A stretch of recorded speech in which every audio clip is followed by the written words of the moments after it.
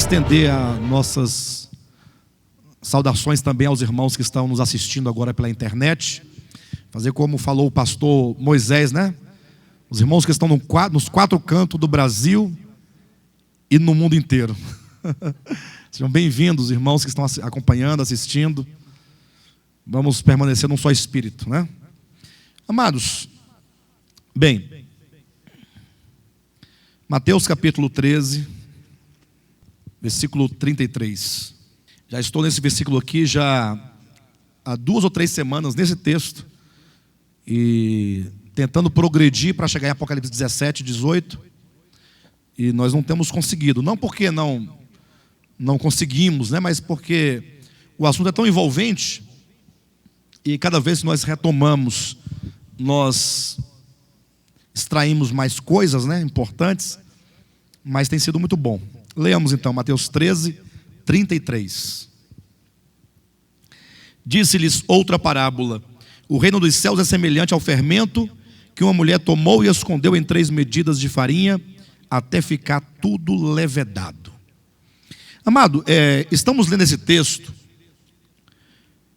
em função, literalmente falando, em função de Apocalipse capítulos 17 e 18, que é o tema que temos tratado, é acerca da grande Babilônia. É um tema escatológico, um tema do Apocalipse, um tema não muito pregado, ainda que bastante perscrutado, né? Se você olhar na internet, tem muita coisa, muitos vídeos que já foram feitos para esclarecer a questão da grande Babilônia. Existe aí grupos de pessoas que praticamente vivem em função disso, né? De ficar nessa especulação dos temas apocalípticos, dos temas vinculados ao fim do mundo, ao anticristo, essas coisas todas. E por isso é um tema na internet bastante vasculhado, embora seja um tema ainda obscuro para a maioria esmagadora dos cristãos. Mesmo aqueles que estão envolvidos nesses estudos especulativos desse tema, para eles ainda se mantém muito obscuro. Isso porque a própria Escritura diz que a grande Babilônia traz sobre a sua testa uma inscrição que diz mistério. A grande Babilônia é um grande mistério. Na verdade, faz parte dos muitos mistérios apresentados pela Escritura. O próprio casamento, marido e mulher, uma relação conjugal, consiste também no mistério. O apóstolo Paulo em Efésios diz que ele fala do casamento, né? Deixará o homem pai e mãe, se unirá à sua mulher, tornando-se os dois uma só carne. Grande é este mistério. Então, os mistérios na Escritura, embora revelados, porque tudo o que foi escrito para que nós pudéssemos saber, porque o que nós não podemos saber não foi escrito, não é? Mas, embora escrito, o mistério ele sempre vai ser um mistério. Você vai ter uma dificuldade de você penetrar ali o conjunto de ideias que formam aquele mistério. Bem, mas não é impossível isso. É possível porque a própria Escritura ela se encarrega de esclarecer esses mistérios todos para nós. Mas é lógico que não se pode então olhar esse mistério ou esses mistérios de um ponto de vista isolado. Não basta você querer entender a grande Babilônia lendo Apocalipse capítulo 17 e capítulo 18 e achar que entendeu tudo. Aquelas pessoas que tomam esses 2 capítulos e julgam compreender ali a mensagem, eles acabam olhando apenas um ponto de vista ou discernindo alguma coisa. Sempre se discerne alguma coisa, mas sempre vai ser algo limitado. Por exemplo, o que se costuma dizer sobre a grande Babilônia? Se eu perguntasse para os irmãos, vocês que já leram, que já assistiram aos vídeos na internet, já se envolveram nessas discussões, o que se diz ser a grande Babilônia de Apocalipse capítulo 17 e 18? Igreja Católica Apostólica Romana, eles dizem isso. É a grande Babilônia. Aí para isso, há todo um esforço, né? Por exemplo, lá diz que há uma mulher prostituta, vestida de púrpura e de escarlata, né? Enfim, aí eles pegam essas cores, por exemplo, aí olham as grandes catedrais que tem o azul e o vermelho muito prevalecente. Vai também, olha aqui, ó, a prostituta está vestida, tal. E é certo que no Apocalipse 17, isso, mas são associações muito simplórias, porque isso é tão perigoso como você colocar na sua casa, por exemplo, assim, aqui na minha cozinha eu vou colocar uma cerâmica aqui, xadrez, né? Fazer aqui cerâmica sim, cerâmica não, preta, branca, fazendo um tabuleiro de xadrez. Você fez porque você acha bonito, não é bonito, não? Ter só um cômodo da casa de xadrez, mas logo alguém chegou assim, esse aqui deve ser da maçonaria. Porque logo eles fazem uma vinculação absoluta. Quer dizer, quem usar xadrez é maçom. Aí é estranho, é complicado. Você ser proibido de usar um estilo de roupa, de cor, de traço, porque você vai se identificar com um grupo. Eu não me preocupo muito com os grupos, né? E com as identificações. Eu uso aquilo que eu gosto de usar. E aí eu tenho um problema também, que eu toco violão, né? Aí quando geralmente eu faço a nota de Lá maior, com nona, quem sabe tocar violão sabe o que eu estou falando. Esses dois dedos aqui ficam livres, né? Aqui, eu faço aqui, ó. Aí olha como é que fica os dedos, ó. Vocês estão vendo? Aí eu falei para você que ele é satanista, olha lá os dedos dele. Como é que tá? É complicado, você não pode fazer nenhum movimento que o povo está te enquadrando, né? Aqui ou ali. Aí tira uma foto, eu estou bem assim, ó.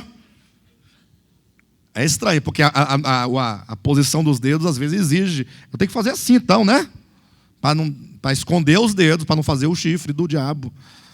É muito complicado isso. Não, e o pior é isso, né? É achar que o diabo tem chifre, aí piorou. Aí o pior é que o diabo aparece para ele como Eva, aí ele acha que é um anjo de luz, né? Porque o diabo, ele é um arcanjo, né? Ou melhor, ele é um querubim. Portanto, ele é um ser criado, tem toda uma imagem bela. Eu até acredito que ele deve estar um pouco degradado, porque o pecado degrada. Basta você olhar para você mesmo e você ver que você não é tão feio assim, né? Mas também já foi mais bonito, né? Ou seja, o pecado degrada as pessoas, não tem jeito, né? Oh, que coisa feia, não. Mas já foi melhor. Então, o diabo deve ter perdido ao seu brilho, certamente, a sua glória, né? Uma glória exterior, que emanava dele, possivelmente. Aquela belezura, aquela formosura de que diz lá em Ezequiel.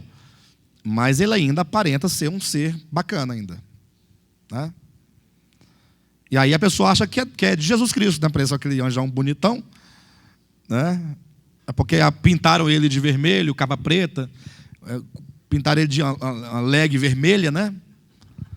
Colocaram uma leg vermelha nele, bem apertadinha, chifre, rabo, bigode, tudo. Enfim, prossigamos. Então, assim, é lógico que lá em Apocalipse capítulo 17 e 18, passa pelo catolicismo romano. Passa. Nós veremos isso quando estudarmos de maneira bem peculiar o capítulo 17 de Apocalipse. Fala lá de uma mulher que está assentada sobre 7 montes. Ou seja, aponta o aspecto geográfico. E aí não tem como você escapar do fato de que o Vaticano hoje, ele se encontra entre 7 montes. Não é nenhuma coincidência, ainda que Jerusalém também se acha assentada entre 7 montes. Não é? Semelhantemente.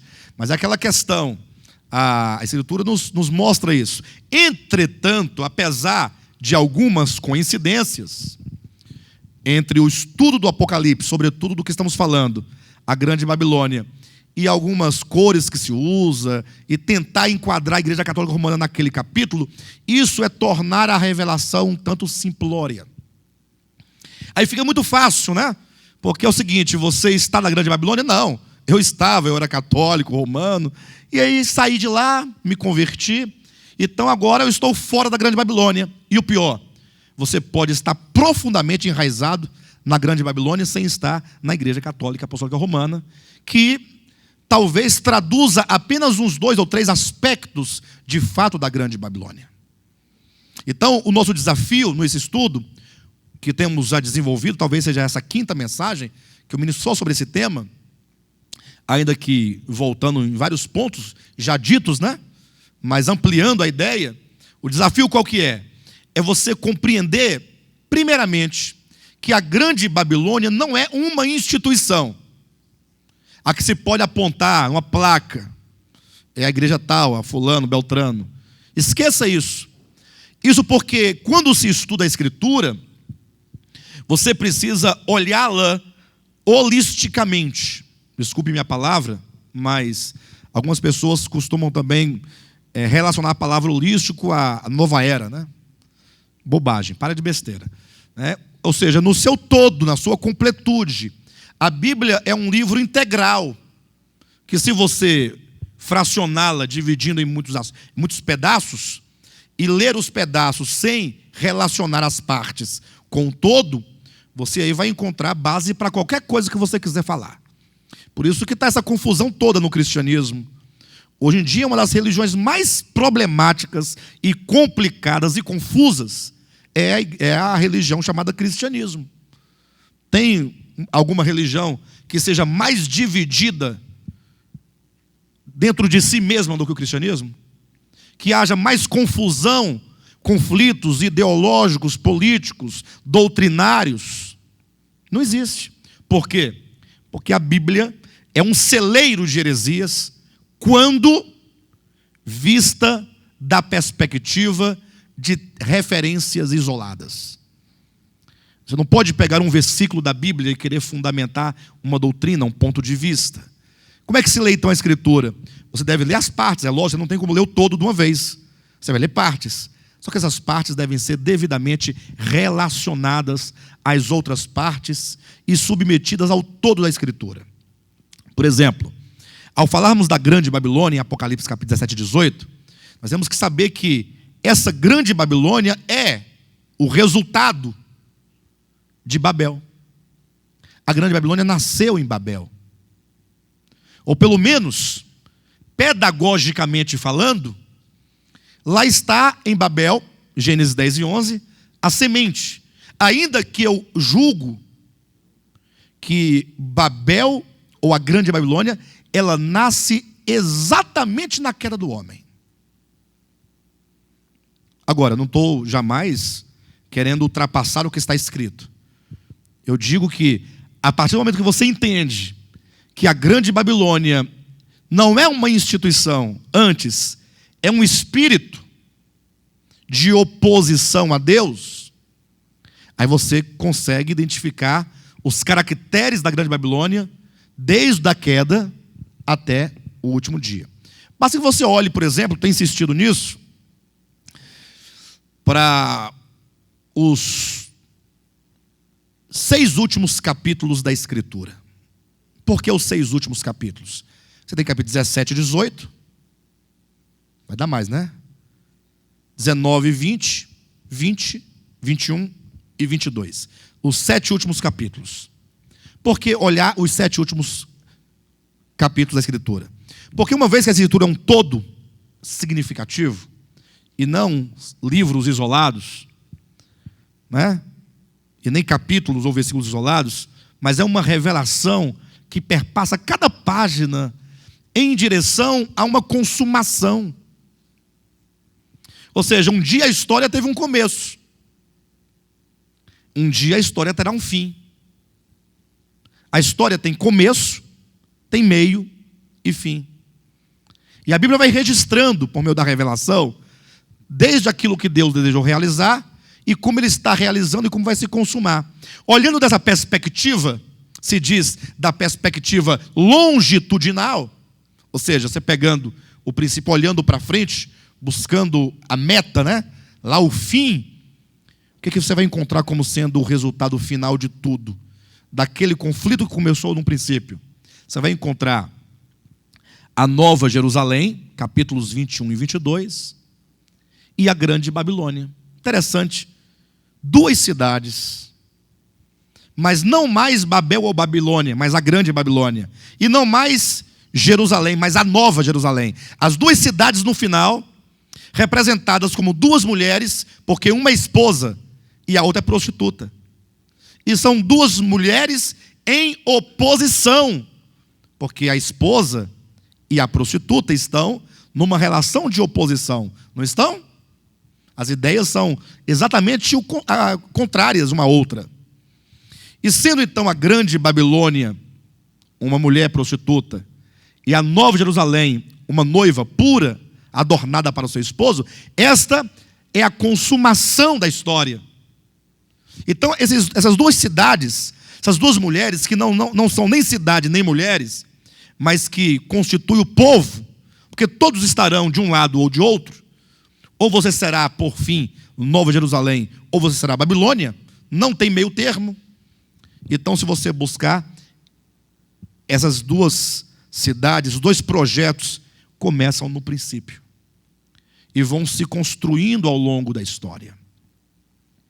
Então, quando você olhar a grande Babilônia, cuidado, não olhe para o tempo de um modo recortado, estanque, igreja romana. Olha que a grande Babilônia um dia foi Babel.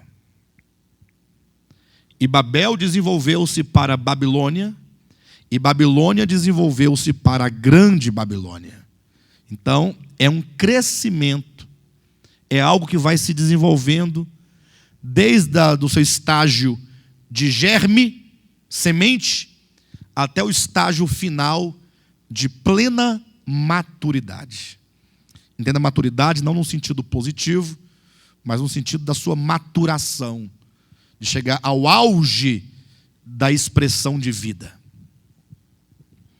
Então, é somente olhando a grande Babilônia ao longo da Escritura é que se tem uma ideia exata do que seja a grande Babilônia. Então, nós colocamos aqui um caminho, né, histórico e hermenêutico da grande Babilônia. Gênesis capítulo 4, e eu cometi um equívoco aqui, não sei se foi na semana passada ou retrasada, eu fiz a referência a Caim, dizendo que ele havia ido para uma terra distante chamada Nod, que ficava na região de Siná. Então essa região de Siná foi por conta própria. Na verdade, eu me equivoquei, não há essa informação na Escritura. Apenas diz que ele partiu para uma terra distante chamada Nod, não diz Siná.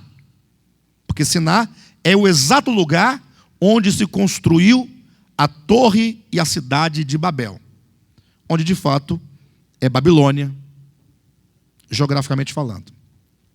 Mas enfim, nós propusemos aqui para os irmãos que é um caminho para você ir olhando como se constrói a ideia da grande Babilônia, como esse espírito ao longo do tempo, e em cada tempo ele vai adicionando uma ideia, uma ideologia, ele vai adicionando um espírito, um comportamento, uma maneira de pensar, uma maneira de se vestir, uma maneira de se viver, uma maneira de se trabalhar, uma maneira de servir a Deus. Babilônia vai apresentando ao longo da sua história, né, essas ideias e esses comportamentos e essa maneira de ser e de agir nos homens, levando em conta o capítulo 10 e 11, sobretudo 11 de Gênesis, que Babel nasce de que maneira? Quando Nimrod propôs aos pós-diluvianos o quê? Façamos para nós uma cidade e uma torre cujo tope alcance os céus. Pega essa ideia. Pega essa ideia. Façamos uma cidade e uma torre cujo tope chega aos céus. Esse é o projeto, a ideia. Aí em seguida ele diz: como nós vamos fazer isso? Bem, peguemos o barro, amassemo-lo bem, né? E façamos tijolos, queimemo-los bem e edificamos então essa cidade, essa torre. Agora imagine, a cidade e a torre. O que significa no âmbito do contexto de Gênesis 10 e 11? Imagine você que isso se deu 300 anos depois do dilúvio. É bem recente. Se você olhar no eixo histórico, 3 anos não é muito. Mas foi exatamente quando os filhos de Noé já haviam se multiplicado e chegaram agora a ser um povo já grande, o que suscitou a preocupação de Nimrod. Qual era a preocupação dele? Então eu fico imaginando Nimrod lá sentado numa pedra, debaixo de uma cabana, raciocinando, né? Ele fica imaginando, rapaz, eu estou vendo o povo crescendo, esse povo está aumentando, aí vai uma família para lá, vai outra para lá, vai outra para acolá, e eu fico pensando, esse povo daqui a pouco, o povo vai desaparecer, que a terra é grande demais, e o povo vai indo embora, e com isso nós vamos nos enfraquecendo. Olha a preocupação de Nimrod, nós vamos nos enfraquecer, porque se as pessoas se afastam e vão morar em outros lugares, nós vamos ficando fracos, nós não podemos perder força. Nós temos que dar um jeito de ficar todo mundo unido, juntos. Mas por que ele queria todo mundo unido? Porque ele tinha um coração fraterno, né? Que ele amava as pessoas e queria socorrê-las nas dificuldades. Era isso? Era o que ele pensava? Não, é porque ele tinha uma estratégia. Qual era a estratégia? Ele pensava assim, rapaz, esse Deus de Noé é um Deus complicado. Porque, imagina comigo, ele foi capaz de matar todos os habitantes da terra, filhos do nosso primeiro pai, Adão, com dilúvio. E deixou de fora somente 8 pessoas, porque eram 8 pessoas que seguiam a orientação dele. Os demais não seguiam, ele matou todo mundo. Olha que Deus é esse. Isso é Nimrod pensando. Vai que esse Deus agora resolve de novo dar cabo da gente tudinho aqui. E olha que se ele quiser fazer, ele vai fazer. Mas, se nós formos muitos, e nós encararmos ele, e aí? Será que ele vai ter peito para encarar a gente? Agora é lógico, se todo mundo se espalhar, vamos nos enfraquecer. E aí ele teve a ideia. Pessoal, é o seguinte, o povo está se espalhando, e eu estou preocupado com o nosso nome, porque o nome dos nossos antepassados foi apagado da terra. O dilúvio apagou o nome da nossos antepassados. Então, eu tenho um projeto. Que tal nós construirmos uma cidade, e assim nós não se espalharemos mais, ficaremos na cidade, e construamos uma torre, cujo topo alcance os céus, porque se Deus manda água de lá para cá, nós temos onde nos refugiar. É lógico, isso aqui é uma ideia tola. Primeiro porque não se pode construir uma torre que chegue aos céus. Falando em termos de engenharia, isso não é possível. E segundo, que não caberia todo mundo nessa torre, já que a Bíblia diz que o povo estava se multiplicando. Mas o problema é exatamente aqui. Todo engano, ele é extremamente tolo. Toda rebelião, ela se funda numa tolice.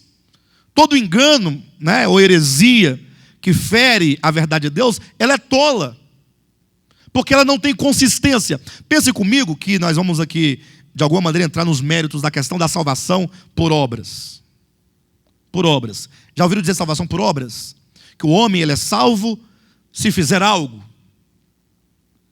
Ora, quando você olha para a Escritura, é tão difícil fazer uma torre cujo topo alcança os céus, é tão impossível isto, quanto o homem ser salvo por meio de suas obras. É lógico que há toda uma tentativa, ou são várias as tentativas, de tentar ajustar as obras à fé. É verdade que há essa tentativa. Mas a Bíblia não permite no seu todo. Até porque é verdade que aos crentes, aos cristãos, é exigido, ou são exigidas obras. É verdade. Quem achar que o cristão não tem que ter obra está enganado. Entretanto, não é qualquer obra que você pode oferecer para Deus. A própria Escritura diz que muitos naquele dia vão chegar lá com ouro, ou melhor, com madeira, feno e palha. São obras, mas serão reprovadas por Deus. Não basta que sejam obras, precisam ser obras feitas em Deus, conforme está em João capítulo 3. Precisam ser obras, Efésios 2:10, que Deus preparou de antemão para que andássemos nelas. Precisam ser obras, como diz 1 Coríntios capítulo 3, versículo 12, que são de natureza eterna, como ouro, prata e pedras preciosas. Precisam ser obras, como diz Mateus capítulo 25, que sejam o resultado do queimar do óleo, do Espírito, como as virgens prudentes levavam as vasilhas, as suas lâmpadas cheias de azeite. Não pode ser obras como faziam os fariseus, que costumavam orar em pé nas praças para serem vistos. Quanto a essas obras, que são meramente humanas, o próprio Jesus declarou: eles já receberam a recompensa. E quando diz eles já receberam a recompensa, se diz ao mesmo tempo, em contraponto, aqueles que fizerem as obras de Deus receberão o galardão do vosso Pai Celestial. Então as obras não somente são específicas, feitas em Deus, por Deus, pelo Espírito, preciosas, eternas, como também não confere a ninguém salvação, senão galardão. As obras estão na esfera da recompensa, do prêmio, da coroa, ao passo que a salvação é dom gratuito de Deus, possível somente pela obra vicária, redentiva de Cristo Jesus. Os irmãos entendem essa questão? Enfim, então, quando Nimrod propôs aquilo, ele pensou numa cidade e numa torre. Então, como é que a Bíblia apresenta o germe da Grande Babilônia? Fala comigo, uma cidade e uma torre. Esses dois aspectos constituem a Grande Babilônia. A Grande Babilônia é semeada enquanto uma ideia, enquanto uma proposta que se opõe a Deus na base de uma cidade e de uma torre. A cidade e a torre estão presentes na vida de todos os homens ao longo dos tempos. Foi por isso que nós voltamos um pouquinho para Caim. Por que de Gênesis 10 nós voltamos para Gênesis 4? Se a semente é lançada em Gênesis 10. Por que voltar a Gênesis 4? Porque a ideia da cidade é original de Caim. Foi Caim, que vocês sabem da história, que matou seu irmão. Deus o procurou antes e o procurou depois. Antes para dizer, olha, cuidado com as suas motivações, seu coração. E depois para perguntar, onde está o teu irmão? E ao invés de, ou antes, ou mesmo depois, Caim cair prostrado, dizendo, olha Deus, você sabe mais do que eu, né? Que eu sou Caim caído, é uma coisa só. E eu matei meu irmão, eu fui mal, perverso, é isso aí. Mas careço do teu perdão, da tua misericórdia, da tua bondade, porque nenhum pecador sai sem a bênção de Deus se vier diante dele prostrado. Nenhum pecador. Imagine agora, Caim, o que ele faz? Diz a Bíblia, Caim afastou-se da presença de Deus e foi habitar numa terra distante chamada Nod, e ali ele edificou a primeira cidade, dando a ela o nome de seu filho Enoque. Agora calma, cuidado para você não entrar em questionamentos que não dizem respeito à Escritura. Logo, você vai pensar, então Caim foi o primeiro a construir uma cidade? Observe que a Bíblia ela tem uma pedagogia. Todo esse enredo, Adão, Caim, Abel, Sete, Enos, Noé, Abraão, Isaac, Jacó, José, Moisés, não é assim? Josué, aí depois já tem Saul, Davi. Estou citando aqui os nomes que formam essa linha de história bíblica. Eles são apresentados pedagogicamente. A Bíblia não é um livro de história e muito menos um livro de genealogia. Então é verdade que 1 Timóteo, capítulo 1, versículo 3, Paulo diz, cuidado, vocês não ficarem perdendo tempo com genealogia. Lendo genealogia da Bíblia, mas aqui faltou um nome, saltou um nome aqui, pastor. A Bíblia está errada porque saltou um nome. Depois do fulano vem o Beltrano, não é o ciclano. Para de bobagem. A Bíblia não é um livro de genealogias. A Bíblia não é um livro de história. A Bíblia não é um livro de arqueologia. A Bíblia não é um livro de geologia. A Bíblia não é um livro de ciência. A Bíblia é um livro de revelação. Está no âmbito da fé e do modo como Deus estrategicamente construiu, tomando da história e arregimentando toda ela aqui, de modo a revelar algo. Então, quando você olha para Caim, que se afasta, vai habitar numa terra distante, e com sua cidade, você não tem que questionar a historicidade do fato. Você tem que perguntar o que significa isso. Porque se você for à história, e a história falar que alguém construiu isso, você não tem que perguntar o que significa. Você vai assim, é um fato. O fato, ele é por si mesmo. Na Escritura, nem tudo necessariamente tem que ser fato. Tudo, entretanto, deve ter significado. Pastor, você está negando os fatos apresentados? Não. Como é que você pode falar de fatos, por exemplo, em Gênesis capítulo 3? Está lá Adão e Eva, aí tem uma árvore, não é uma árvore? A Bíblia fala árvore, árvore da vida. Aí isso é um fato. Pastor, não é fato. Pastor, você agora está sendo um pregador daqueles tipo liberal? Eu não quero saber do liberal, não sei nem que povo é esse, não quero saber desse povo. Eu quero saber se aquela árvore da vida, cujo fruto continha vida eterna, porque se dela o homem comer-se, viveria eternamente. Gênesis 3:22 diz isso. Era um fato. Era um fato, pastor, um fato. Muito bem. Guarda esse fato para você aí. E a serpente era um fato? Lógico que era um fato, pastor. A serpente não falou com a mulher? Só que guarda esse fato também para você. Vai juntando todos os fatos, depois você me responda. Existe alguma coisa no universo, ou alguém, capaz de dar vida eterna ao homem? Você que gosta dos fatos, deverá responder: o Pai, que dá vida. O Filho, o Espírito Santo. O Deus Trino é Deus, então pode dar vida. E também a árvore da vida. Você tem o Pai, o Filho, o Espírito Santo e a árvore. Os 4 podem dar vida eterna ao homem.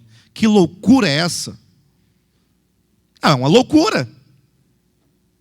Aí vem Jesus, depois diz assim: olha, eu sou o pão da vida. Eu pergunto, isso é um fato?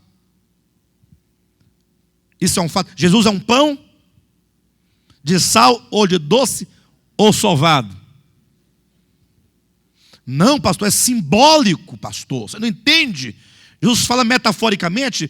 Então ele fala que ele é o pão da vida, e quem come desse pão da vida tem vida eterna. Então você entende que é metaforicamente?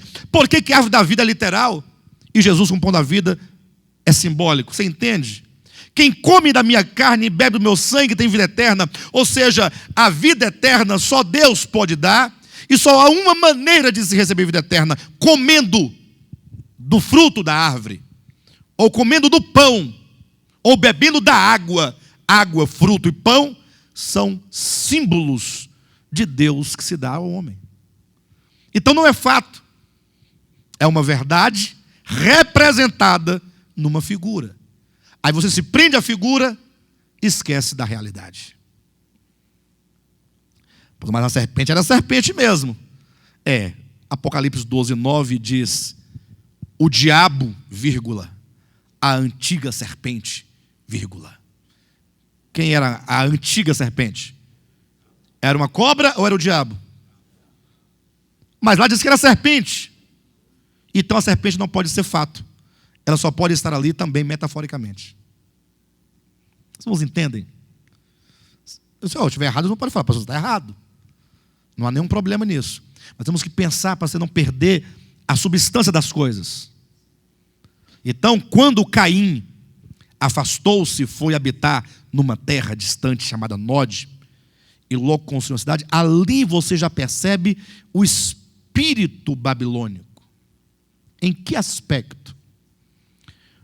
O espírito babilônico, ele tem esse caráter inicial.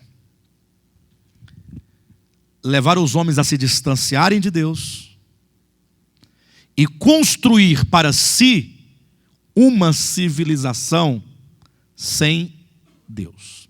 A cidade, ela é típico de civilização, organização política de um povo. Do mundo grego, a polis, a nossa experiência, uma região administrativa. Ou seja, Babilônia quer tirar os homens de Deus, levá-los para longe de Deus e fazer com que eles vivam uma vida sem Deus.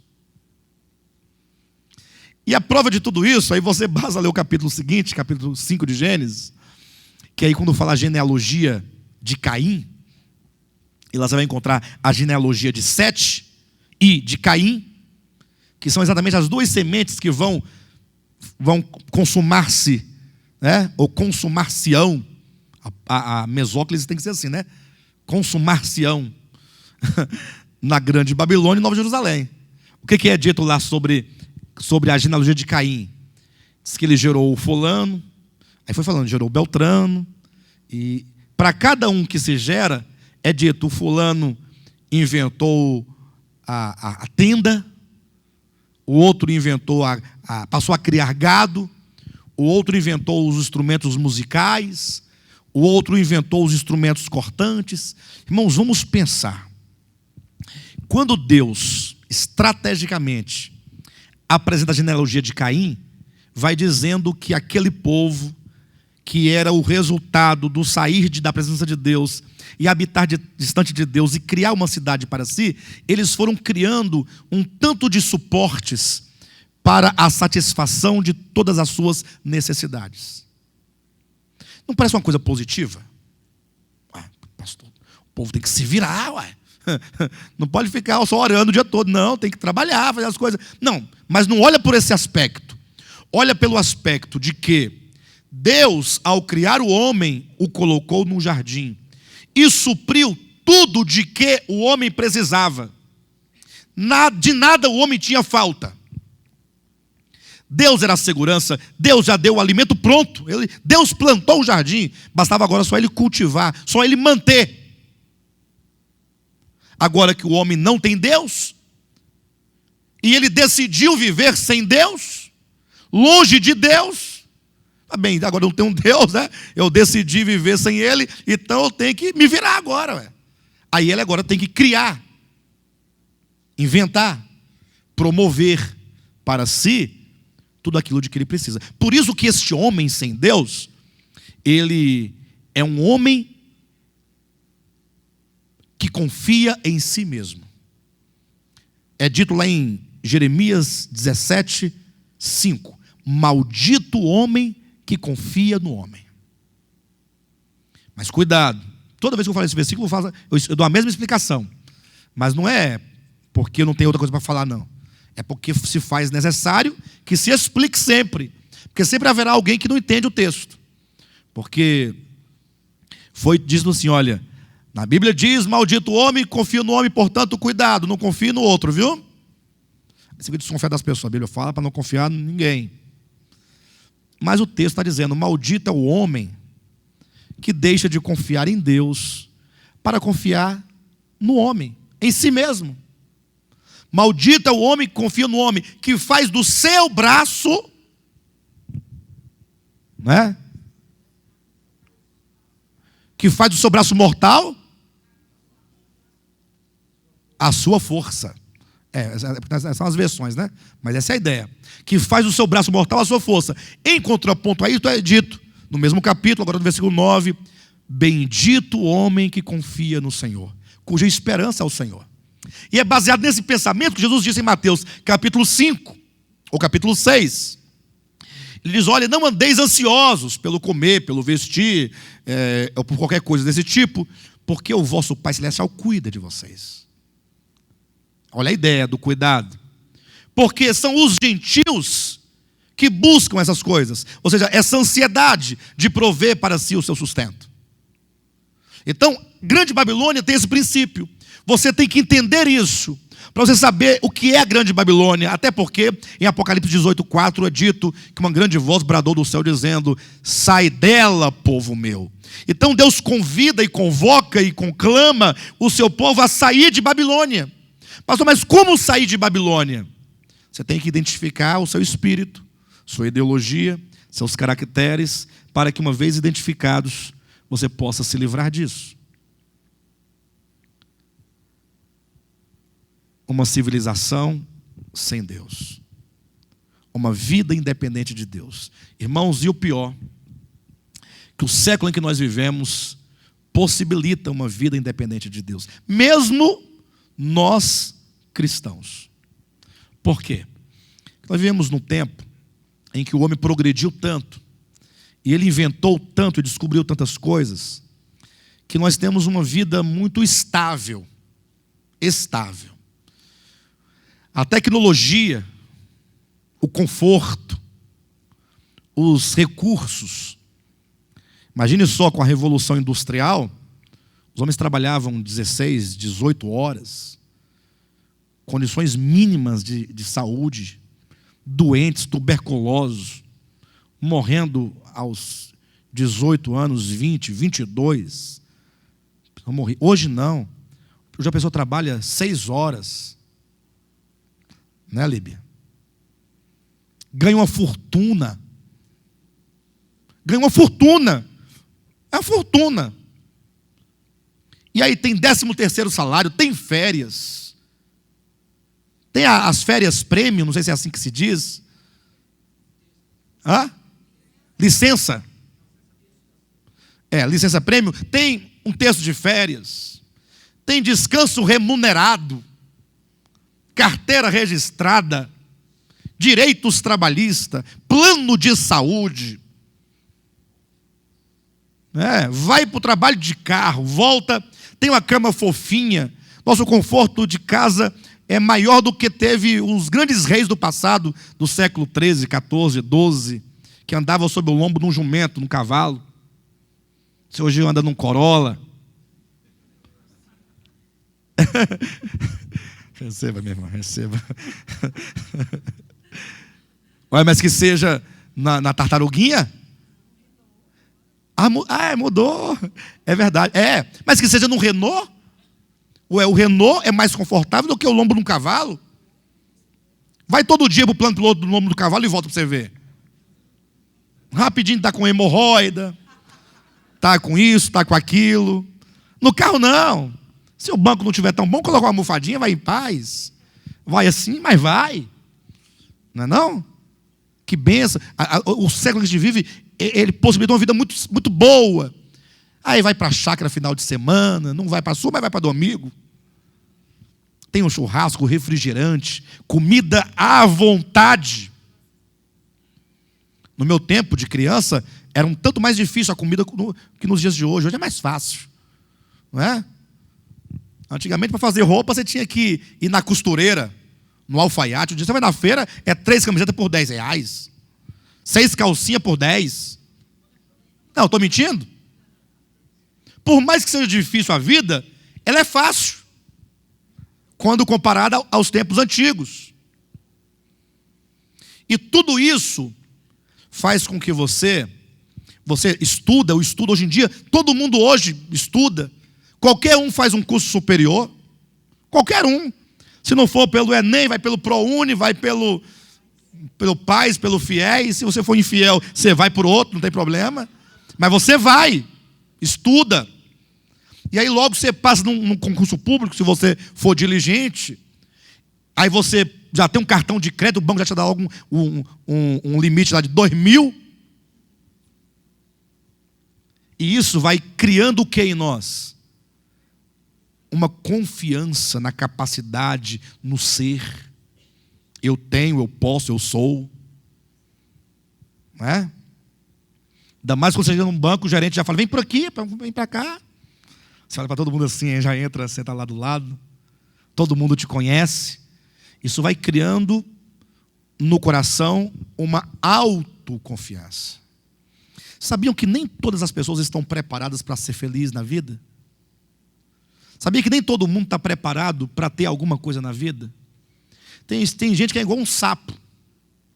Viveu num buraco a vida toda, só via desse tamanhozinho de céu.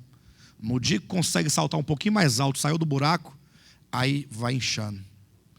Aí o sapo olhou e viu um boizão grande.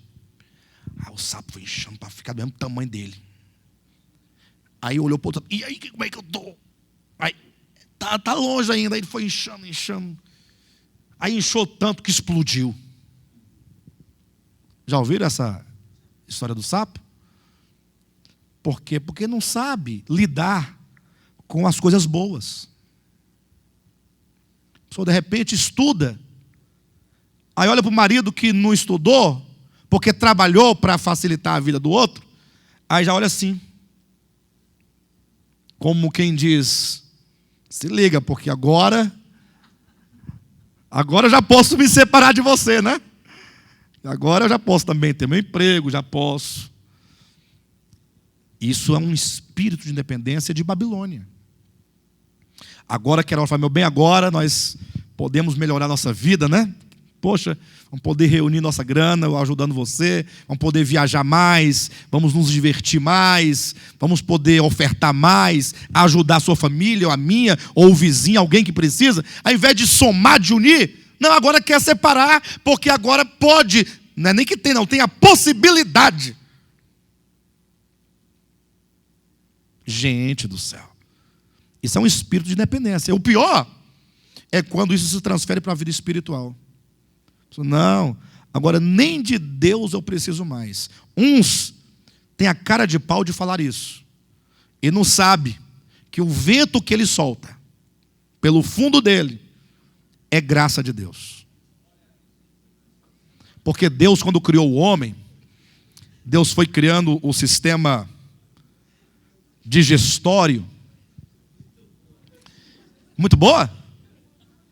Gente, fica com prisão de ventre para você ver se você não clama por Deus rapidinho.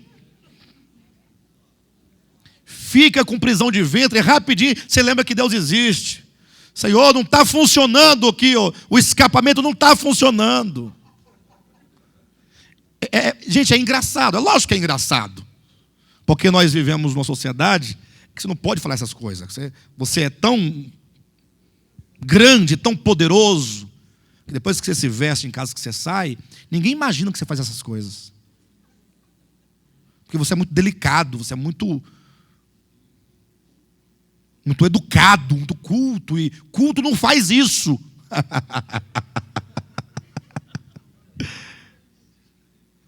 Aí Deus criou o homem, fez aquele bonecão, furou os ouvidos, o nariz, foi fazendo os buraquinhos por onde, né, tal, tudo certinho. Aí Deus pensou, olha, o homem vai precisar de um escapamento para aliviar o ventre. Porque ele sabe que a comida fermenta e cria gás. E esse gás tem que sair por algum lugar. Porque se não sair, você vai inchando a barriga, vai crescendo. E dói tudo. E ele entra por aqui pela costela e vai por detrás e sobe, dói a coluna. Você fica louco. E a pessoa perde a noção de que o ar que ela respira é de Deus, que o alface que ela come é de Deus. Perde essa noção. Fica orgulhoso. Acha que aquilo é fruto do seu trabalho. Está todo mundo aí achando, condenando o Alckmin lá. É o Alckmin lá? Não é o governador de São Paulo? Ah, por quê? Gente, isso é o início, pessoal. Faltar água em São Paulo, a terra da garoa. Imaginou? Faltar água. E no Nordeste tem lugar aí que o povo está morrendo afogado. Estão se cumprindo as profecias, né? O sertão vai virar mar e o mar vai virar sertão. Por incrível que pareça. Mas quem disse isso, certamente não foi bem uma profecia, mas era alguém que percebeu que o curso do mundo não podia dar em outra coisa. E as coisas estão afunilando. E o Apocalipse, como já dissemos aqui em várias mensagens anteriores, com todos aqueles juízos que Deus derramará sobre a terra, é para demonstrar e para provar ao homem que o homem é menos do que nada e que a própria criação que o circunda é maior do que ele. O homem não tem domínio sobre os ventos, nem sobre a água, nem sobre o solo. O homem fala, aqui está bom, vou construir minha casa aqui, pensa num terreno bom para construir, dá um terremoto, ele afunda. Não, eu vou construir aqui, chama um geólogo, o rio passa lá, eu estou aqui e tal. Não, pode construir aqui, está bom demais. O rio transborda, vem pegar aqui na casa dele. Então, esta é uma das primeiras características de Babilônia, essa vida de independência de Deus, esse espírito de independência. O cristão, ele precisa se quebrantar e compreender que todas as coisas boas procedem de Deus. Todas. Você vai no banheiro, você faz xixi, não faz xixi? Que bênção de Deus.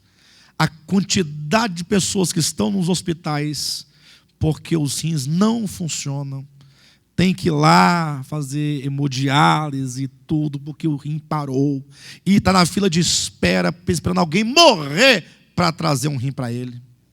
Para trazer não, para liberar o rim, né? Porque se o morro trouxer, capaz de falar, não, muito obrigado, não, assim também não quero não. Né? Mas é verdade. Seus rins, seu fígado, seus pulmões, seu cérebro, seus nervos, músculos, carne, pele, olhos, cílios, tudo tem função, tudo é de Deus, o ar que você respira, o alimento. Aí você deve servir a Deus agora com espírito de gratidão, de amor, nunca sendo independente de Deus, sempre rendendo-lhe graça, sempre devolvendo a Ele o que é dele.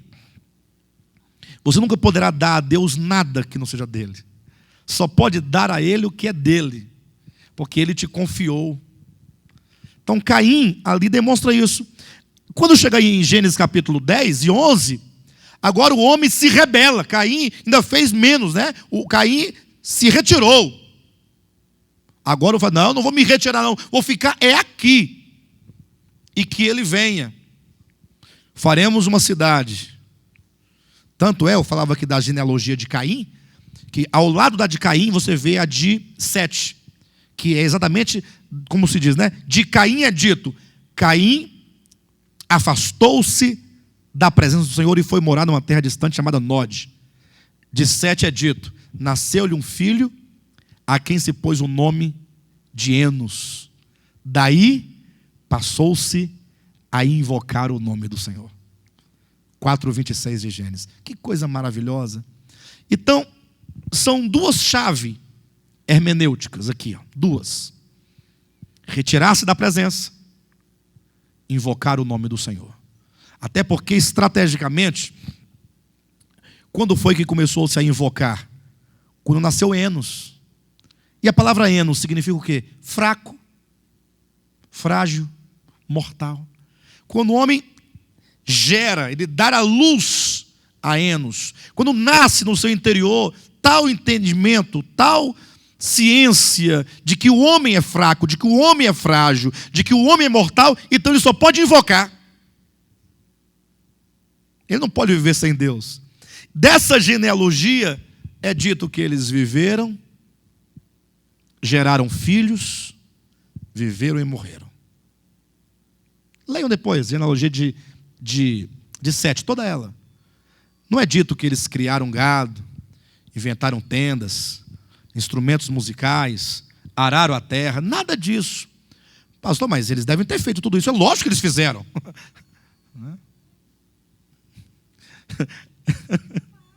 Repreende, irmão. Ai, Jesus. Não, irmã, com certeza não. Foi só um incidente. Agora pronto, agora eu quero ver ele tocar. Desligou ele. Não, tem problema não, minha irmã. Você é uma pessoa que não dá esse tipo de problema para a gente. Bem, o que acontece? É lógico que os descendentes de Sete, eles plantaram ou não plantaram e morreram de fome? Caía maná para eles no céu? Não. Mas a Bíblia, como é um livro de revelação, demonstra que eles, o fulano viveu tantos anos, gerou um filho, e depois gerou o filho, viveu mais tantos anos e morreu. Viveu, gerou, viveu, gerou, viveu, gerou. Os outros não. Nasceu um filho, deu o nome de tal, construiu isso, inventou isso, fez aquilo outro. Para demonstrar a confiança em Deus e um coração que confia em si próprio e que agora anda estressado e anda agoniado e anda ansioso pelo dia de amanhã. Então guarda no coração isso. Guarda isso. Esta é uma das primeiras características de Babilônia. Então faça como o apóstolo Paulo, esse é o melhor conselho. Aprenda a viver em toda e qualquer situação. Não seja extremista não. Tem uns que falam assim, não, Deus, se Deus me dá um carro, eu não quero não. Sou humilde. Não, Paulo fala assim, eu aprendi a viver contente em toda e qualquer. Sei ser honrado como ser desonrado. Sei ter fartura e sei passar fome. Ou seja, não importa, eu sempre temo a Deus e confiro a Ele todas as coisas e lhe dou graças. É isso que é ter um coração que foge do espírito babilônico. Amém? Nesse aspecto você vai vencer. Na Torre de Babel ali, quando se faz a cidade, a ideia é a mesma. Façamos uma cidade. Vamos produzir aqui dentro tudo o que nós precisamos para viver. Não precisamos de Deus. E construamos também uma torre. A torre agora já ganha um aspecto religioso, um aspecto místico. Já ganha um aspecto de uma tentativa de se livrar de um possível juízo de Deus. Aí já vem a ideia de salvação por meio de obras. E antes disso nós já temos lá em Adão e Eva, Gênesis 3, quando eles fazem vestes de folhas de figueira para si, não é? Temos também Caim, que oferece o fruto da terra, não o animal, mas agora eles querem edificar para si uma torre. Agora eles não querem apenas se aproximar de Deus numa tentativa, eles querem construir uma salvação sem Deus. É a ideia que perpassa todas as religiões pagãs.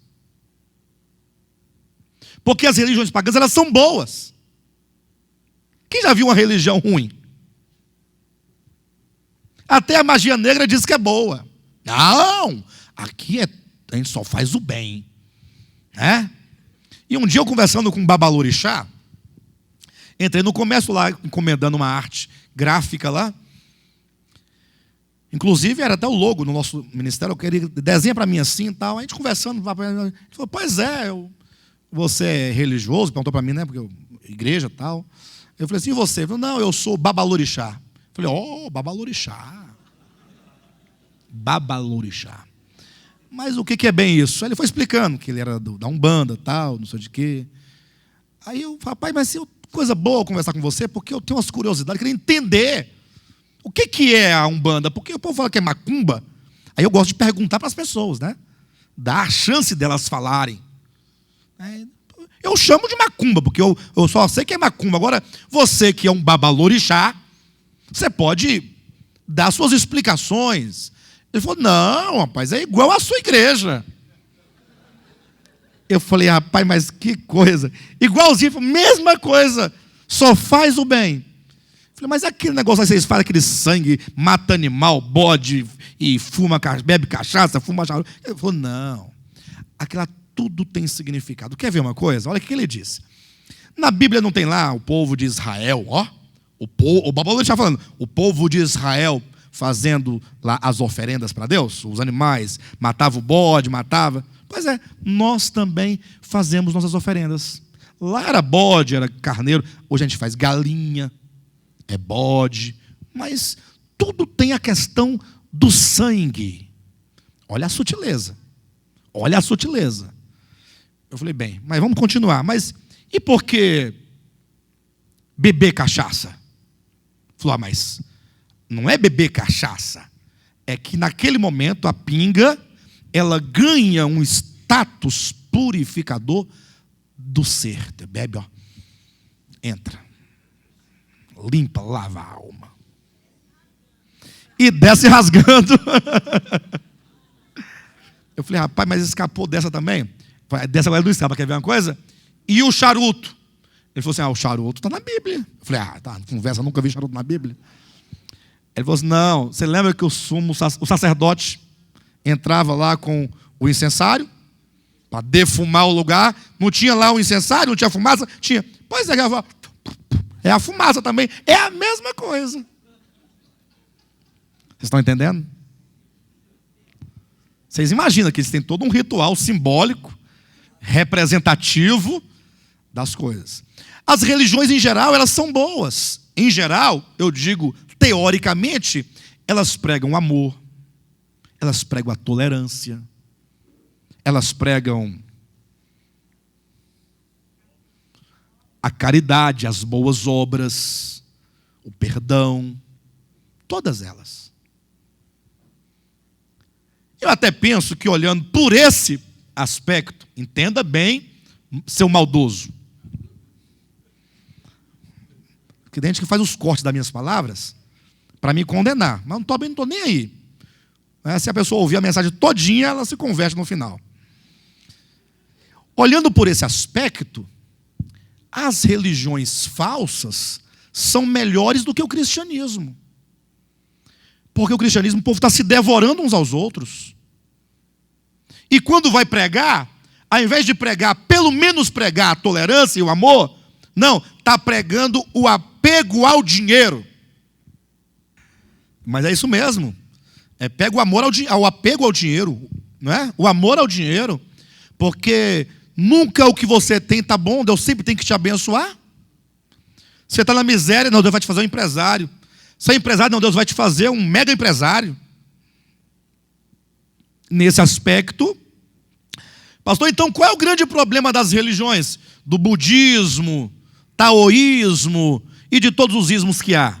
Se são, em essência, boas religiões. É porque é o espírito babilônico. Edificar uma torre, fazer um caminho de salvação sem Deus. Ou seja, você é capaz de, desenvolvendo a sua alma, mediante os estágios pelos quais a alma passa, nesta vida ou em várias vidas, você pode chegar a um aperfeiçoamento. Aí Jesus explica, o que é nascido da carne é carne. Se fosse possível você nascer 1000 vezes, por 1000 reencarnações, seria 1000 vezes carne. Não tem como aperfeiçoar a carne. Em outro contexto, a carne para nada aproveita. Com um pouquinho de diferença semântica nos dois sentidos, mas tudo bem. Não tem como se aperfeiçoar. A Torre de Babel era o quê? Não, façamos uma torre que nos leve e nos eleve, Você pode olhar do aspecto místico, de transcendência, ou você pode olhar no aspecto mesmo de se livrar de um possível juízo e de ser salvo mediante a sua capacidade de construir uma torre. Agora observe, como que é o espírito da grande Babilônia. Como ela construiria essa torre? Por meio de forjar homens. Por que forjar homens? Forjar homens que pensem ideologicamente como ela pensa. Pegamos o barro, símbolo do homem. O homem foi feito do barro, do pó da terra. Amassemos-los bem, o homem vai ser massificado, depois informado, todos para ser iguaizinhos. Façamos formas, criemos aqui os tijolos e queimemos-los bem para dar consistência. Uma humanidade que pensa semelhantemente e age e vive e procede e fala de uma única maneira, que não é a maneira de Deus.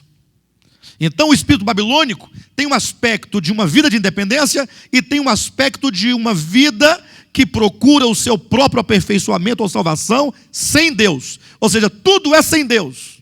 Sem Deus na vida do cotidiano, sem Deus na vida espiritual, sem Deus para a salvação. Deus está fora da grande Babilônia. Deus não faz parte da grande Babilônia. Na grande Babilônia tem tudo, menos Deus.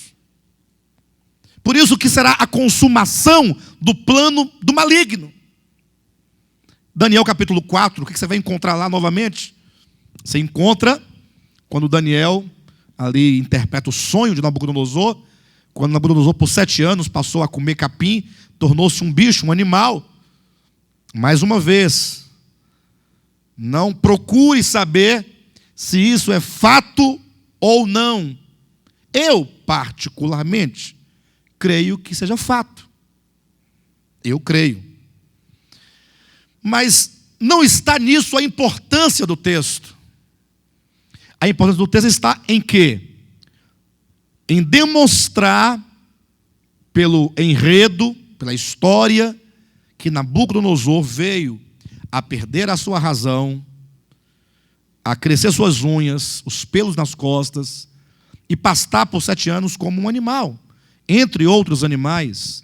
Isso é para demonstrar exteriormente que interiormente ele era uma besta. Entenderam? E quando é que o homem é uma besta? É quando o homem ele se orgulha dos seus feitos e não dá a glória a Deus. Não confere a glória a Deus. Diz que ele olhou aquela grande cidade que ele havia construído, aquele palácio, aquela grande casa. Ele falou assim: esta é a casa real que eu construí. Por isso, você vai pastar 7 anos. Como aconteceu com Herodes, que foi comido vivo pelos bichos que do seu interior saíram, os gusanos, né? Porque não deu glória a Deus. Está nos evangelhos também isso. Às vezes eu acabo de ministrar aqui, eu saio às vezes acabado, destruído, assim, numa tristeza, porque a palavra ministrada por mim não alcançou aquilo, a expectativa que eu tinha. O pregador não tem uma expectativa? Até porque você em casa, você estuda, você prepara, você separa tal, e aí na hora que você está preparando ali, você vislumbra como será, né? Essa mensagem vai ser muito boa, tal.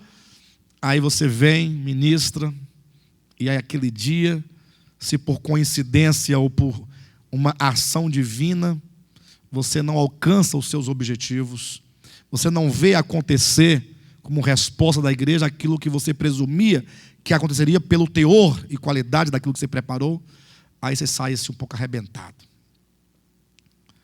Aí, no outro dia, na outra semana, eu não venho com expectativa nenhuma, aí vem aquela mensagem, vem aquela coisa maravilhosa.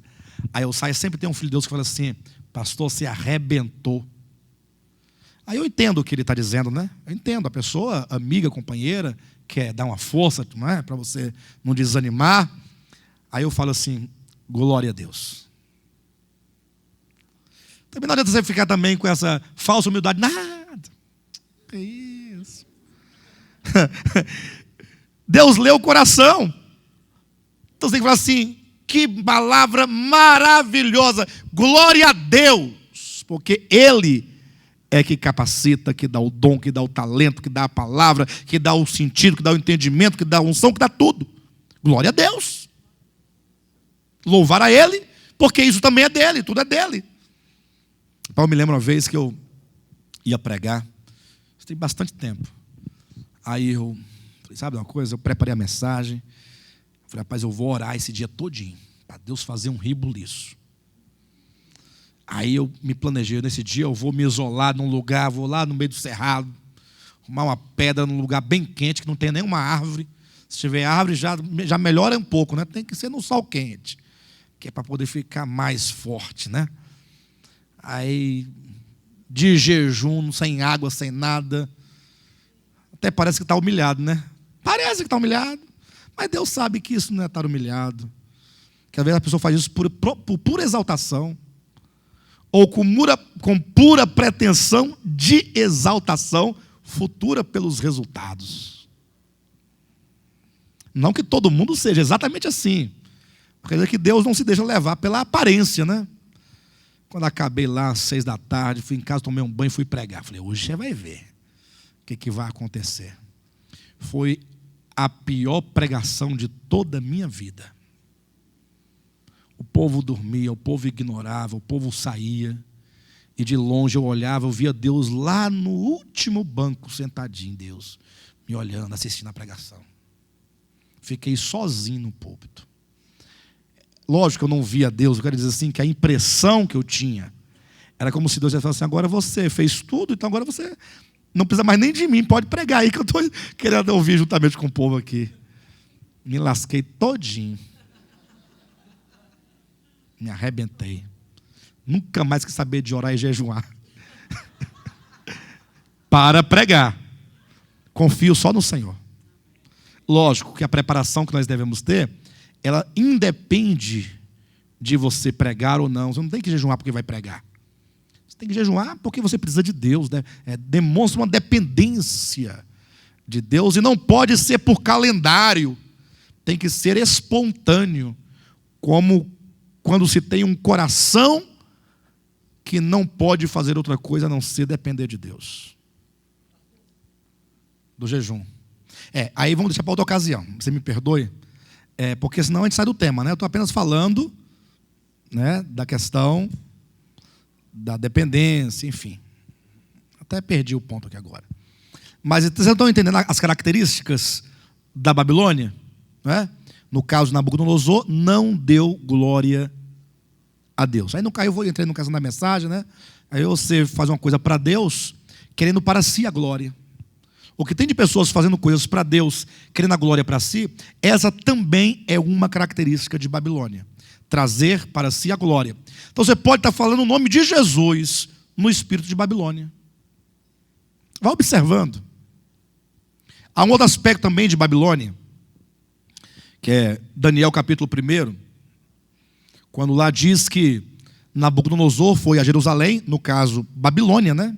Foi a Jerusalém, na pessoa de Nabucodonosor e seus exércitos, cercou Jerusalém, e depois de sitiá-la por bastante tempo, acabou invadindo Jerusalém, e destruiu Jerusalém, queimou a cidade de Jerusalém, queimou o templo, destruiu o templo de Jerusalém, e levou consigo os utensílios sagrados do templo. Esse é um outro aspecto. O que significa isso? Se os irmãos entenderem que Jerusalém, no Antigo Testamento, dentro da economia veterotestamentária, entenda assim, para você não trazer Jerusalém, a cidade, para os dias de hoje como tendo algum valor. Por exemplo, quando construíram lá no em São Paulo, né? Lá no Brás, o templo de Salomão, e não pode ser de Salomão, porque Salomão morreu, não é? Aquele templo dito de Salomão. Por que fazem daquela maneira? Porque o povo não consegue discernir que aquilo que outrora tinha algum valor, hoje não tem valor algum. O simples fato de não fazer já é conferir o valor que lhe é devido, não existir. E fazer o templo é torná-lo, é profanar o propósito de Deus nos dias de hoje. Ou seja, é negativo fazer isso. Então, vamos falar disso olhando o templo, os utensílios, na perspectiva do Antigo Testamento. Jerusalém como sendo o centro do propósito de Deus. Deus escolheu aquele lugar e disse: aqui estabelecerei o meu nome, a minha cidade. Não é isso? Não em qualquer outro lugar, mas aqui. E por um critério muito óbvio, né? A terra de Jerusalém, o único território cujo principado não é caído. Porque para cada território, no mundo todo, existe um príncipe espiritual, um governo, um principado. Todos caídos, todos que se rebelaram com Satanás, mas o de Jerusalém, da terra de Israel, tanto é que quando Deus prometeu a Abraão, ele veio a delimitar, né? Desde o Líbano até o Jordão, ó, exatamente esse território bem demarcado. Assim ele falou para Abraão, assim ele falou para Isaac, falou assim para Jacó, falou assim para Moisés, falou assim para Josué, na hora de tomar posse da terra. Então Deus ali determinou aquele território, cujo principado é Miguel, está em Daniel capítulo 12. Hoje, na atual dispensação, em razão das 70 semanas de Daniel, depois, irmãos, Podem olhar lá a mensagem que eu ministrei no início desse seminário aqui, do Apocalipse, foram 70 semanas. Hoje, um principado suspenso. Ou seja, é ainda o príncipe de Israel, Miguel, mas está sem função desde que as 70 semanas foram interrompidas com a morte de Cristo, né? Enfim, então aquele lugar é o lugar que Deus havia determinado para o propósito dele na antiga dispensação. E o templo, conforme fora construído, definido por Deus, está aí no livro de primeiro Reis, vão encontrar lá, o segundo Reis, como que Deus vai dizendo as medidas, o modo tal, ainda que tem pessoas nos dias de hoje que dizem que o templo de Salomão é do diabo. Não entendo como interpretar nesse sentido. Já li, já reli, já li 2 vezes, já 3 li, já vim de trás para frente, de cima para baixo, não encontrei ainda o diabólico no templo. Mas é porque essas pessoas pregam contra o templo hoje em dia, aí querem diabolizar o templo. Você não precisa diabolizar o templo de Salomão para pregar contra o templo hoje, não. A questão não é o templo, são dispensações distintas. Hoje Deus não habita em casas feitas por mãos humanas, nem de Salomão, nem de Salomé. Agora, é uma questão dispensacional. Agora, o templo no Antigo Testamento, ele tinha uma função espiritual. A cidade representando o governo divino e o templo representando a vida espiritual de serviço e adoração ao Eterno. Quando Babilônia vai e destrói a cidade, destrói o templo e leva os utensílios sagrados para a Babilônia, o que ela faz? Ela vai de encontro ao propósito de Deus. E não somente destrói o propósito de Deus naquela economia, como agora pega os utensílios sagrados e os profana. E esse aspecto de Babilônia é visto hoje claramente. Como que a grande Babilônia, esse espírito, não somente afasta as pessoas de Deus, levando-os a uma civilização sem Deus, como também os leva a uma ideia de salvação ou aperfeiçoamento sem Deus, como os leva a pessoa a auto-se gloriar, roubando a glória de Deus, como sobretudo nos dias de hoje, o que esse espírito faz? Primeiro, procura destruir o centro governamental de Deus. Vocês têm percebido isso? Observa, pensa um pouco comigo, como que esse espírito de Laodiceia dos últimos dias tem ido de encontro a uma vida de governo de Deus sobre as pessoas. Os crentes, eles querem servir a Deus, mas a seu modo. Eles não querem estar debaixo do governo divino, de uma autoridade divina. Eles não querem ser servos. Você não pergunta mais hoje em dia assim, quem quer aqui ser um servo de Deus e servi-lo incondicionalmente a qualquer circunstância? Não existe hoje em dia. Quem quer ganhar um carro, quem quer ganhar uma empresa, quem quer ganhar um casamento? Se o seu não está bom, Deus vai matar a tua esposa, vai te dar uma melhor. Não, se você vai num lugar, numa igreja, a campanha, o que foi? Não, minha mulher está chata, abusada, é uma goteira. Pensa na situação.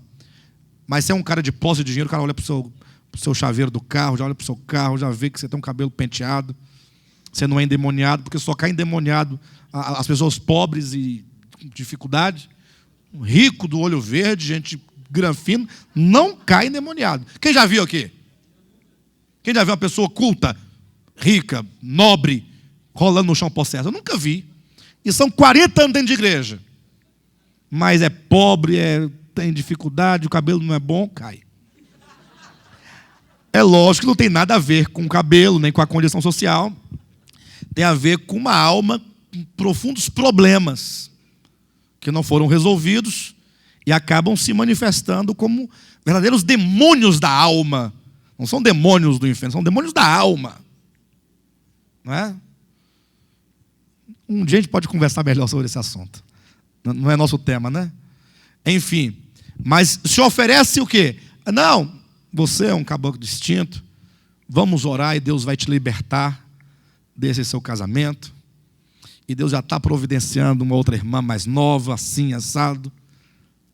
É assim que faz hoje em dia. Já ouviram de oração contrária? Vocês estão pensando que eu estou brincando? Irmãos, isso tem nos montes aos montes. Pessoa que pega o nome de uma pessoa casada e fala, eu vou orar com esse nome debaixo do meu joelho, até Deus trazer ele para mim. Isso tem demais. Quem já viu isso aqui? Oração contrária. Ou seja, virou uma feitiçaria só. Nunca viu? Virou uma feitiçaria só. É um trabalho de feitiçaria. Mas trabalho, vamos abrir um trabalho, fala de igreja, abrir um trabalho, né? Bem, mas por todos os efeitos, entendam isso. Então, as pessoas são convidadas a se tornarem reis. Não no sentido de um reino de sacerdotes, mas no sentido de uma vida regalada. As pessoas não são mais convidadas a serem servas de Deus, discípulos de Cristo, a sofrer pelo Evangelho, a levar o escárnio da cruz. Não. Por quê? Falar em congregar, inclusive agora tem uma corrente muito forte que se levanta contra o congregar. Eles pregam contra o congregar. É proibido congregar. Não existe igreja.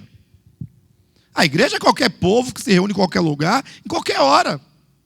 Sem governo, sem autoridade, sem condução, sem ministério, sem nada.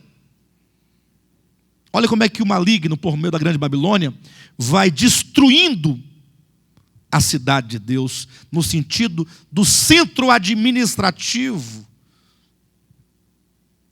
As famílias que vão perdendo o significado, que vão relativizando o casamento. A família, pai, filho, os filhos que não reconhecem a autoridade dos pais, em todos os âmbitos, a autoridade agora está sendo destituída na mente das pessoas. Isso é como Babilônia vai destruindo.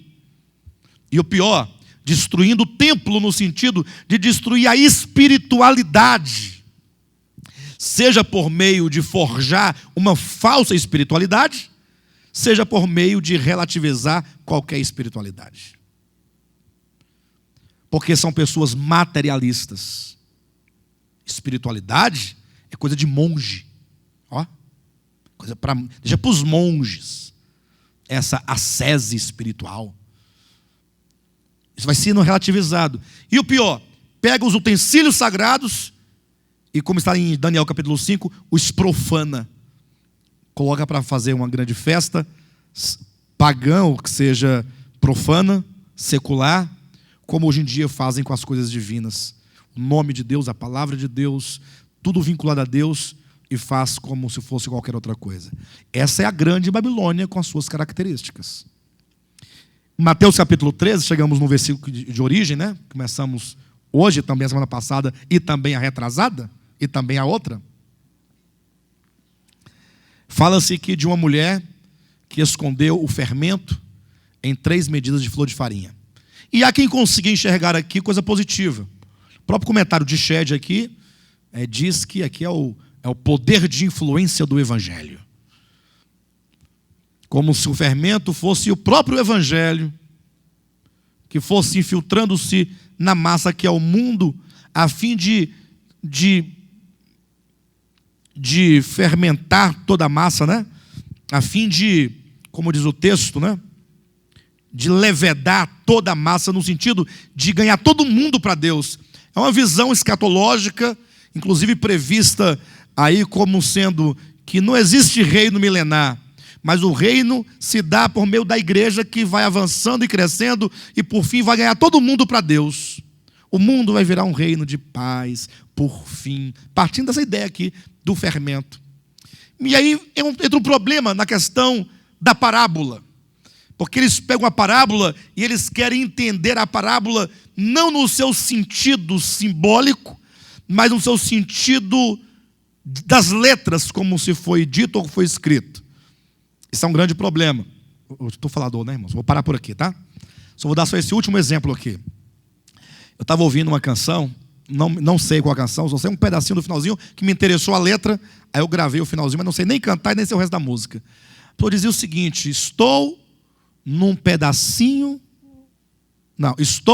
mamãe, eu estou em lua de mel, num pedacinho do céu, como o diabo gosta. Aí eu fiquei pensando aquilo, sabe? Estou na lua de mel, num pedacinho do céu. Aí eu vejo como eles pensaram dialogicamente. Pedaço do céu, como o diabo. Ele uniu céu e diabo, juntou os dois. Aí eu fui pensando, mas será que eles pensaram no sentido dialógico da coisa? Ou não? Aí eu fiquei matutando, porque eu só paro de matutar quando eu descubro, sabe? Aí eu descobri, meia-noite e pouco, eu descobri, estava lá deitado, pensando, entendi. Sabe o que a pessoa pensou quando fez essa música? Bem, lua de mel é o quê? Não é coisa boa? É coisa boa? Prazer. Então você vincula o prazer. Então, estar nesse prazer, ou ter prazer, vamos colocar no sentido simbólico. Simbolicamente, é estar num pedacinho do céu, né? Parece num pedaço do céu, coisa boa, gostosa. Só que é como o diabo gosta. Em outras palavras, Deus, a pessoa quer dizer, não gosta do prazer. Essa é a ideia que a pessoa tem de Deus. Deus é aquele velho, brabo, cheio de tabu, ignorante, valente, que não gosta de ver as pessoas alegres, felizes, desfrutando.